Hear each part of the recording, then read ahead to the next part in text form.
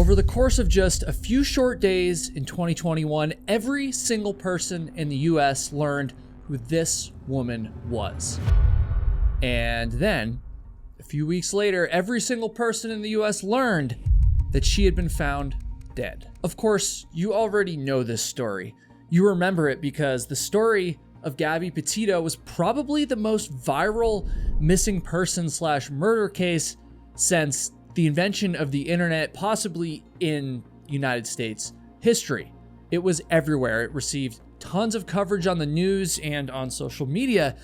And yet, beyond all the headlines and the heartbreak, there's a deeper, dare I say, darker story that very few people seem to be talking about. In this video, I'm going to be uncovering the truth about Gabby Petito and Brian Laundrie, and just a warning, I don't think that many of you are gonna like it. In order to get to this truth, we need to start right here in the town of Moab, Utah. This is where, on August 12th, 2021, Gabby Petito and her fiance Brian Laundrie were pulled over by the police, and Gabby said this to the officer. Just quit my job to travel across the country, and I'm trying to start a blog. I just have a blog and stuff, so I've been building my website, so I've just been really stressed, and he doesn't really believe that I could do any of it, so that's kind of been like I don't know, he's like down there, I don't know, we've just been fighting all morning, and Now, I kind of cherry-picked that clip there. Sorry about that. There's a lot more context to this body cam footage, and we are going to be coming back to it shortly to explain more. But I think the words that you just heard Gabby say mark the true start of our story. Those words make it clear that Gabby Petito wanted to be an influencer. And man, do I hate the word influencer. I mean, every influencer literally talks about how they hate the word influencer, but at the same time, that's pretty much what my job is. That's right. I have the gall to say that I am an influencer on camera. Anyways, before I tell you about how Gabby Petito and Brian Laundrie ended up on that police body cam in the first place, I am legally obligated to do the most influencer thing possible, which is to tell you to smash that subscribe button right now. God, smash it as hard as you can in order to try and reach peak influencer, all the way up here. I'm trying to get this channel to 1 million subscribers, so any help would be much appreciated. Okay, so Gabby Petito was born on March 19th, 1999 in Blue Point, New York, which is a small community on the longest island in the United States, aka Long Island. I don't know if that's true. I just made that up. But anyways, during her upbringing, she became known for her adventurous spirit, her creativity, and for her positive attitude. Gabby dreamed of exploring the world, and thus it's no surprise that she eventually became captivated by this idea of van life. The van life dream. This was something she became fixated on, but all she needed was someone to go with her. Now, do you remember this dude right here? Chances are you probably hate his guts because pretty much everyone hates his guts after what happened here. But this is Brian Laundrie, obviously.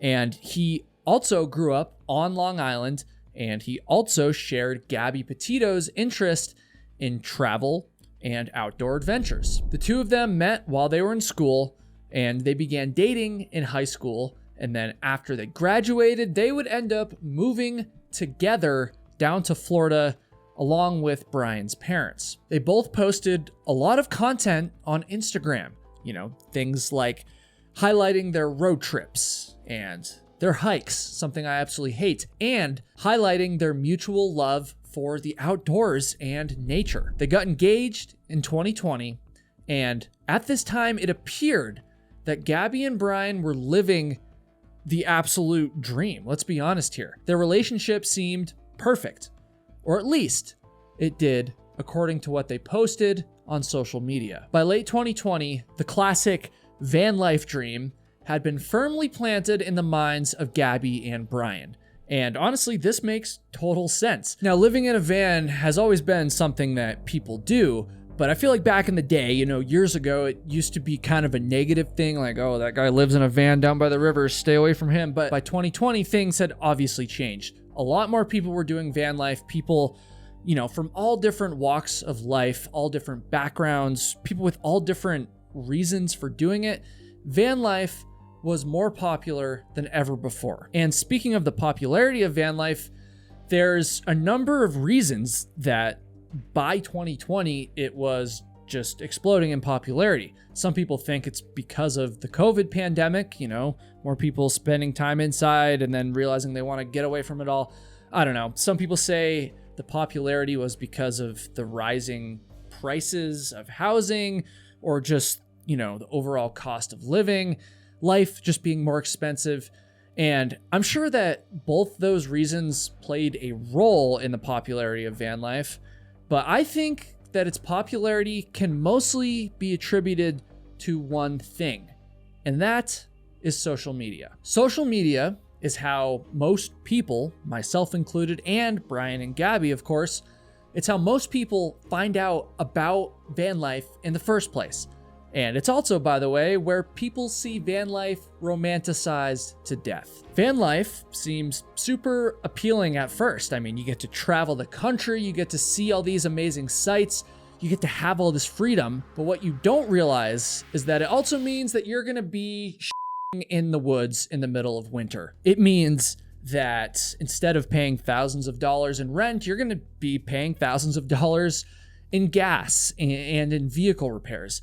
It means you're going to be spending days, weeks, maybe even months and longer away from home and away from your friends and your family. I'm not going to lie to you guys, and a lot of you probably already knew this, but there's been times in my life where I've drank the van life Kool-Aid and almost considered doing it myself. However, I've spent enough time camping, adventuring, and yes, in the woods to know how difficult and even scary full-time van life can be. Oh, and speaking of scary, something that scares the absolute crap out of me are data brokers, and this video sponsor, Incogni, is gonna help you protect yourself from them. So these data brokers collect your private data online. I'm talking things like your address, your phone number, even your email, and then they sell that information and they make bank doing it. This is the reason why you get all of those spam phone calls and texts. Basically, what happened is at some point in time, a data broker sold your phone number to a marketing agency without your permission, which is annoying, but it's pretty harmless compared to some of the other things that data brokers do. Things like publishing your home address on a people search website that anybody, including your annoying ex or your crazy stepmother or even a potential home thief, can see. Incogni was able to get my personal data away from these scummy data brokers, and they also make sure that it stays away. That's something that's really important to me, especially as someone who's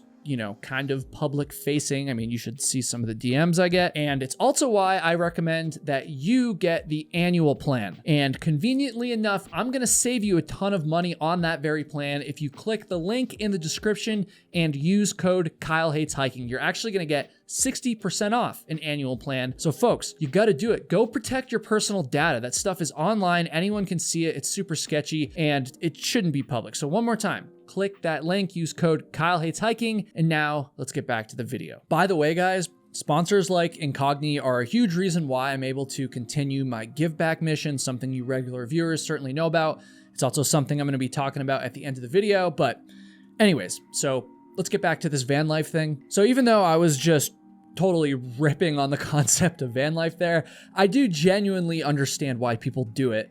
And I'm also happy to acknowledge that there's tons of people who absolutely love it. They do it successfully, and it brings a lot of fulfillment to their life. And I will say, despite how much van life is romanticized on the internet, on paper, Gabby Petito and Brian Laundrie seemed like they would be the perfect couple to pursue the classic van life dream. In December of 2020, Gabby Petito, well, she took a step towards doing just that. She bought a Ford Transit Connect van, and with big dreams and, of course, a glue gun, she and Brian got to work transforming their van into the perfect tiny mobile home. Gabby and Brian had very bold and exciting, frankly, plans.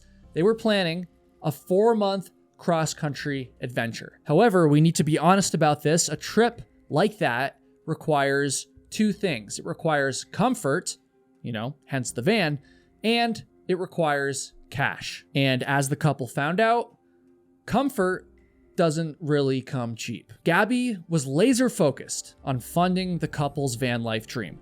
Throughout the winter, the spring, and the early summer of 2021, she absolutely hustled, folks. She was juggling multiple jobs to try and make this van life dream happen. And at the same time, Brian Laundrie was slinging smoothies at a juice bar because apparently, a road trip budget doesn't just build itself. By July 2nd, 2021, the couple had finally saved up enough money to pack up the van and hit the road, leaving Blue Point, New York in the rearview mirror. They headed west, chasing sunsets and Instagram-worthy views. It seemed like the start of an epic adventure, but what began as a summer dream was obviously, as we all know, about to spiral into a nightmare that the entire world would soon know about. All throughout the time leading up to their departure, Gabby's social media posts continued. I'm talking photos of her and Brian hiking on the Appalachian Trail.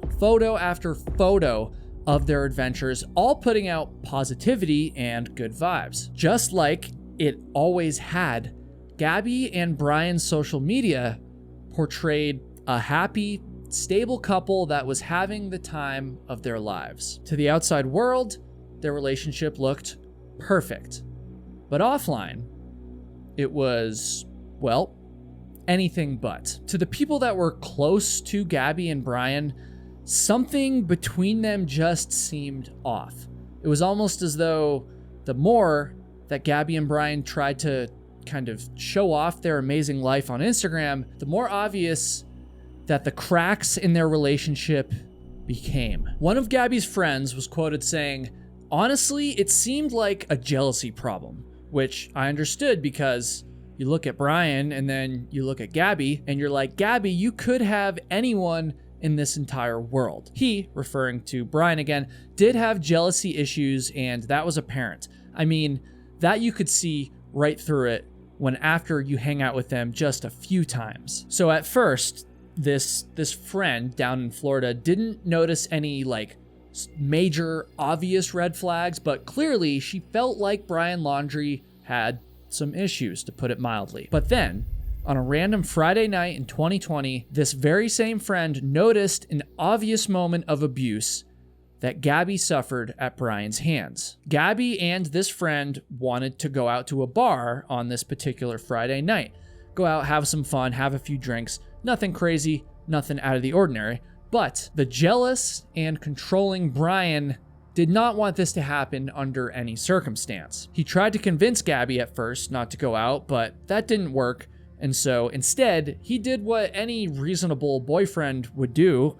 Obviously, he stole her ID, because without that ID, Gabby wouldn't be able to get into any bars and she would be forced to stay at home with Brian. Totally reasonable, right? Very, very normal. Obviously, sarcasm, but you knew that. That's super sketchy, like a clear sign of abuse. And Gabby's friend was quoted saying, he's, again referring to Brian, he's got these jealousy issues and he struggles from what Gabby called these episodes, where he would hear things and hear voices and then he wouldn't sleep. Gabby had to stay at my house a bunch of times because she just needed a breather and didn't want to go home to him. When Gabby confronted Brian about stealing her ID, she was so enraged that she apparently slapped him in the face. Brian, being the outstanding guy he was, responded physically himself, pushing Gabby, but apparently the incident ended there. Nobody actually witnessed this fight, and the police were never called. There was no, domestic issue on record. However, that would not be the case when the almost exact same thing happened about a year later on August 12th, 2021, while Gabby and Brian were over a month into their van life dream. So when Gabby and Brian first hit the road, they did what anyone from the East Coast would do when they start a trip like this. They drove straight west, straight for the Rocky Mountains. They spent a few days in Colorado before crossing the state line into actually the very same state that I'm sitting in right now, which of course would be the great state of Utah, the Beehive State, baby. It's in this very state that the plot of this Gabby Petito and Brian Laundrie story really begins to thicken. On August 12th, 2021, somebody in Moab, Utah called 911 to report a domestic dispute that they had witnessed in public. Allegedly, Brian and Gabby got into a verbal altercation, which quickly turned physical when Brian slapped Gabby on the sidewalk. The couple continued to argue after this, and a few more slaps and punches were exchanged before Brian, again, allegedly tried to drive off in the couple's van without Gabby. He tried to leave her behind. This may have been his intention initially, but it didn't end up happening. Ultimately, the two of them would end up back inside of the van, at which point Brian sped out of town towards Arches National Park. Moab police responded very quickly, and they actually followed Brian for a few minutes, witnessing him going way too fast and driving erratically, before they finally pulled the van over right in front of the entrance gate for Arches National Park. Sorry, officer. You want to place your vehicle into park and go ahead and turn it off for me? Yeah. Gabby is clearly in distress in this body cam footage, and almost immediately she starts apologizing and taking the blame for this altercation. Now, I'm no expert on domestic abuse and disputes like that. I'm not going to pretend that I am, but from what little I do understand, this is a classic sign of someone who is suffering from abuse. They're defending and sticking up for the very person who is actually harming them. That's very clearly what Gabby was doing, and it's very sad and very hard to watch. But Brian, on the other hand, well, in this footage, he appears cool, calm, and collected, if anything, just maybe a little bit embarrassed. Brian had visible scratches on his body, which the officers, of course, would ask him about. Gabby would go on to tell the officers that she had quit her job and she was stressed out about trying to make a living doing social media full time. This is yet another example of the role that content creation and, again, social media played in Gabby's van life dream. And again, going back to the things that they would post, Brian appeared to be happy in all of the couple's Instagram photos, but as we find out from this body cam footage, apparently behind the scenes, he actually wasn't supportive of Gabby's dream to become an influencer. The now infamous Moab police stop ended with no arrests and no charges, which is a decision that would haunt this story forever. A lot of people make a very compelling argument that this was a missed chance for the police to intervene and to possibly prevent the unspeakable tragedy that loomed ahead. But of course, hindsight is 2020. In fact, in an almost surreal twist of reality, the officers concluded that Gabby, not Brian, but Gabby, was the aggressor here, and they actually labeled Brian the victim of domestic assault. That means that if anyone had been cuffed away that day, it would have been Gabby Petito. This baffling outcome came despite those chilling 911 calls which claimed that Brian had physically attacked Gabby. As this story developed and as the body cam footage became public, the fallout for the Moab Police Department was swift and relentless as public outrage boiled over in late 2021. In fact, to this day, Moab Police's handling of this stop of this case remains a lightning rod for criticism, with courtroom debates picking apart their decisions piece by piece. There's still legal stuff going on with this to this day. It's a grim, you could say, reminder of just how much was at stake during that fateful traffic stop. But of course, nobody really knew that at the time. Even if Gabby had been arrested, as wrong as that might sound, that still might have been enough to prevent the events that we're about to get into. But unfortunately, that's not what happened. And Gabby and Brian were simply just separated for the night. Gabby remained in the van, and Brian was actually given a free hotel room. And then the next morning, the couple reconvened. They came back together, and they slowly began making their way north through Utah, heading for Salt Lake City. On August 17th, Brian Laundrie flew from Salt Lake City back to his parents' home in Florida, while Gabby hunkered down inside of a hotel room. And just as a side note, when I was first researching for this video, I was driving back from the airport listening to podcasts about this case, and I actually got stuck in traffic right next to the exact hotel that she was staying in, which was a weird coincidence. But anyways, on August 19th, well, that would be a day that would be pretty significant in this story, because that's the day that Gabby posted this video on the couple's brand new YouTube channel. The video shows them traveling around in the van, laughing, smiling, and also being incredibly affectionate towards each other. If you were to take this video at face value, you would never guess in a million years that only a week before the video was uploaded, the cops had been called on the couple for domestic assault. Like, the contrast there is just absolutely insane. On August 24th, Brian returned to Salt Lake City. Gabby left that hotel room that I drove by, and the couple hit the road, heading further north, this time aiming for the Jackson, Wyoming area and Grand Teton National Park. The following day, Gabby spoke with her mother on the phone, and she posted this photo on her Instagram. It shows her posing on the sidewalk, apparently taken in Ogden, Utah, smiling, laughing, and just looking as happy as could be. Folks, this would be the last thing that Gabby Petito ever posted on social media. On August 27th, Gabby and Brian were witnessed arguing amongst themselves and with the staff of a Jackson, Wyoming restaurant. Brian was apparently just pissed off, heated, hostile, while Gabby was kind of apologizing for this behavior, and she was clearly very emotionally distraught. Eventually, they left the restaurant, and then they drove over to a nearby grocery store where they were captured on security footage. At 2:56 p.m., the footage showed them driving away from the store in their white van in the direction of the Bridger Teton National Forest. This footage would prove to be the last time that Gabby Petito was ever seen alive. Just days later, Brian Laundrie showed up at his parents' house in Florida, driving the van that him and Gabby had shared on their cross-country adventure, but something was disturbingly wrong, and that was the fact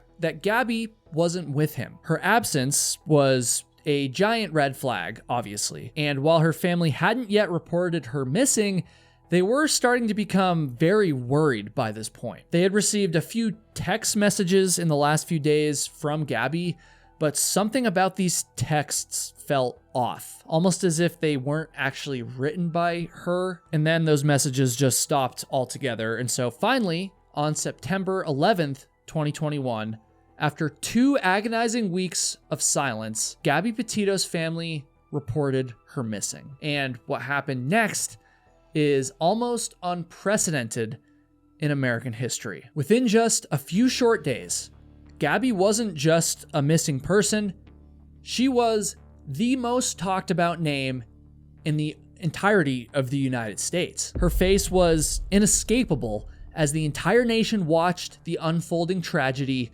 unable to look away. I mean, Gabby's story was everywhere. It was on every news channel, every social media feed. Everyone was talking about Gabby Petito. And while she might have been the most famous person, Brian Laundrie quickly became the most infamous, even you could say the most hated person in all of the United States. Gabby was missing, and Brian was the obvious suspect from the very beginning. I mean, he was the last person to see Gabby, after all. And then, as more damning information about their relationship began to emerge, including that body cam footage from the Moab incident, millions of fingers, both literal and virtual, became aimed squarely at Brian Laundrie. Accusations against him flooded both of their social media accounts, with strangers demanding answers, justice, and even retribution for Brian. Protesters gathered outside of Brian's parents' home in Florida, chanting, screaming, and turning the Laundrie's quiet suburban streets into something of a battleground. The pressure on Brian and his family was mounting. Everybody wanted them to talk to the police, to address the media, and to tell the world what the hell had happened to Gabby Petito. But Brian and his family stayed silent. And then Brian too disappeared. Brian left his parents' house on September 13th to go hiking at Myakkahatchee Creek Environmental Park. By September 17th, he hadn't returned, and thus he was reported missing by his parents. In fact, his parents even located his car at that same park, and they brought it home with them so it wouldn't get towed, which is a little strange because, you know, he could have still been out there. He hadn't been found yet. Like, why would they bring his car home? Like, what if he made his way back to the car and then he was like, oh no, I don't have a car? I don't know. Just very weird behavior by his parents, but it's just a weird situation. And something that is kind of unique in this case is that for just a few short days there, both Brian and Gabby were officially listed as missing persons. But of course, that streak would come crashing to an end on September 19th. The authorities had reason to believe that Gabby and Brian had been staying at the Spread Creek dispersed camping area just outside of Jackson, Wyoming. And with this information, they announced to the public that anyone who had seen them in that area or just been in that area should come forward to share their story. When Kyle and Jen Bethune heard this announcement, they were left completely shocked. The Bethunes had been at Spread Creek around the same time that Gabby and Brian were there, and they actually remembered passing a white van with Florida plates. They remembered seeing the license plates. The Bethunes were also a van life couple who were filming social media content, and so when they heard this announcement, they began to review the footage that they had taken while they were out there, and lo and behold, there it was. Gabby and Brian's white van parked at a campsite, captured on their camera. This was a huge, but also very tragic break in the case, because once the authorities searched the campsite where their van had been captured on camera, well, that's when they found Gabby's body. She had been killed by, quote, blunt force injuries to the head and neck with manual strangulation. The internet exploded with grief and anger when it was announced that Gabby had been murdered. At this point, everybody, including the FBI, was convinced basically that Brian was responsible for her death, but at this point he was still nowhere to be found. And that's not to say they weren't searching, of course. The search for him was incredibly intense, and there were all sorts of rumors about where he was hiding. In fact, one of the popular rumors was that Brian was actually hiding out on the Appalachian Trail. And because back then my YouTube channel was mostly focused on the AT and my experiences through hiking and stuff, I actually got an email from a major news network asking if I would be interested in coming on live TV and talking about this Appalachian Trail theory, which was very strange because I don't know, I didn't do it, obviously. So the search for Brian continued, and then, as fate would have it, nearly exactly, strangely enough, a month after Gabby's body was found, police recovered Brian's remains, not on the Appalachian Trail, of course, but rather in Myakkahatchee Creek Environmental Park, obviously, because that was the last place that he had been known to visit. That's where they found his car, and after a month, that's where they found him. Brian had died from a self-inflicted gunshot wound to the head, which basically, well, not basically, it 100% ensured that he would never actually face any true justice for his evil actions. Near Brian's body was a notebook, which contained a bizarre written confession to Gabby's murder. Brian claimed that Gabby had suffered severe injuries and hypothermia while they were hiking together, and Brian had killed her to put her out of her misery. Essentially, Brian's confession claimed that it was a mercy killing. Now, we're obviously never gonna know for sure if that's true or false, but most experts agree that this journal entry was almost certainly a last-ditch effort to kind of clear his name. Brian Laundrie exhibited every red flag in the book when it comes to being a narcissistic abuser, literally right down to his last moments on Earth with the things he wrote in that journal, with him trying to deflect the blame, trying to clear his name.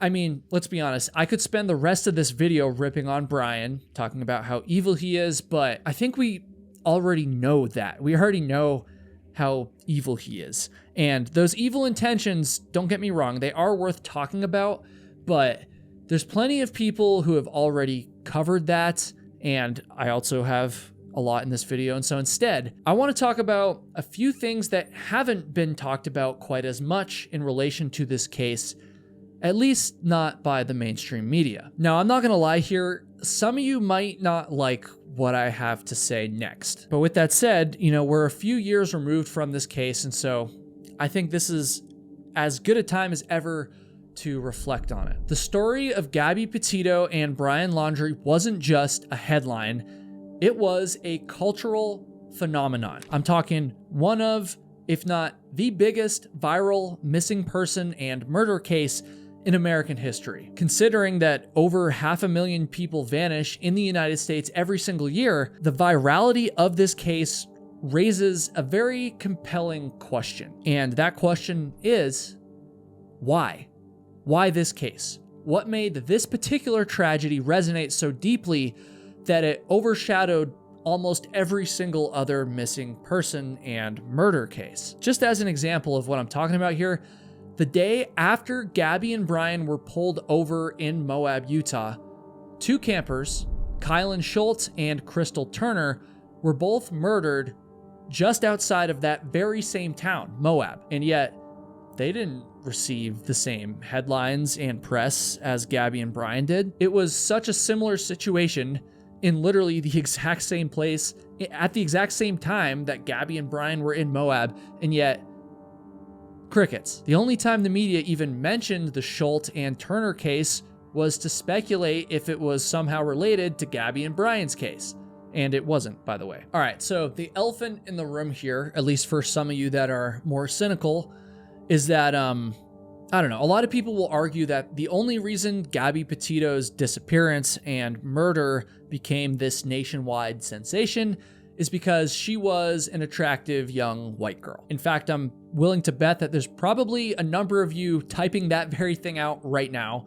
So stop for just a second, take a deep breath, and hear me out. I do think that there's some truth to that theory. Of course, if Gabby was like an 80-year-old version of someone ugly like me, for instance, then yeah, I doubt that it would have received any media attention. Look at this. It's terrible. But at the same time, I do think that there's a lot more at play here. And you're going to hate me for this, but I think it relates back to social media, something I keep bringing up throughout this video. The contrast between the perfect life that Gabby and Brian portrayed online and their true life and relationship, which was obviously quite troubled, well, that contrast is so stark and frankly morbidly fascinating that I think the contrast is what played a huge role in the virality of this case. There were tons of photos and videos of Gabby and Brian that the public could consume, speculate about, and of course, judge. This case had a clear victim and a clear villain. There were new developments every few days, and the way that Gabby portrayed herself online, well, it just made it easy for people to relate to her, to feel sympathy for her, and of course to disdain anyone who would do her harm. And so folks, this brings us to the truth about Gabby and Brian's story. And once again, I think a lot of you aren't gonna like this, because deep down, you probably already know this and maybe you've been suppressing it. I don't know, maybe not. Maybe I'm getting too deep here, but there's a lot of important takeaways from this story. You know, takeaways about relationships and domestic abuse. And there's also a giant takeaway about something else, something that I happen to know a lot about because, well, it happens to be my job. This takeaway would be about social media, of course. Now, to be clear, I don't blame Gabby Petito for the way that she handled her social media. I don't blame her at all. I mean, who's gonna go on Instagram and post about the relationship problems that you're having, or post about how you almost got arrested for domestic violence? I'm not suggesting that, you know, it's wrong to only show the good stuff. I don't blame Gabby at all. I just think that this is a perfect example of the fact that you can't believe that social media is real life. That is the truth about this story. Social media is not real. Again, take it from someone who does social media for a living. The contrast that I've pointed out in this story, of course, is admittedly more dramatic than most, but still, next time you catch yourself scrolling, comparing your life to other people and feeling jealous, I just want you to remember this story. Social media is a highlight reel. It's not real life. That's a little slogan I just probably ripped off from someone. I don't know. Maybe this is cynical of me to say, but you never know what dark, even evil secrets are lurking behind the smiles that you see in photos while you're scrolling. May Gabby Petito rest in peace. I encourage all of you to show her some love in the comments section. I always appreciate it when you guys show love to the victims of the stories I cover. And I also encourage you to check out the Gabby Petito Foundation, which is my give back call out for this video. I mentioned this earlier after the sponsor segment. Again, those sponsors help us continue this mission. And speaking of missions, the Gabby Petito Foundation's mission is to prevent domestic violence and support the search for missing persons through education, awareness, and prevention strategies. I've made a donation to them. I encourage you to do the same, even if it's just a few bucks, doesn't have to be a big deal. And I will have their website linked in the description below. YouTube seems to think that you'll enjoy watching this video next, so give it a click, why don't you? And folks, I will see all of you next week. Thank you so much for watching.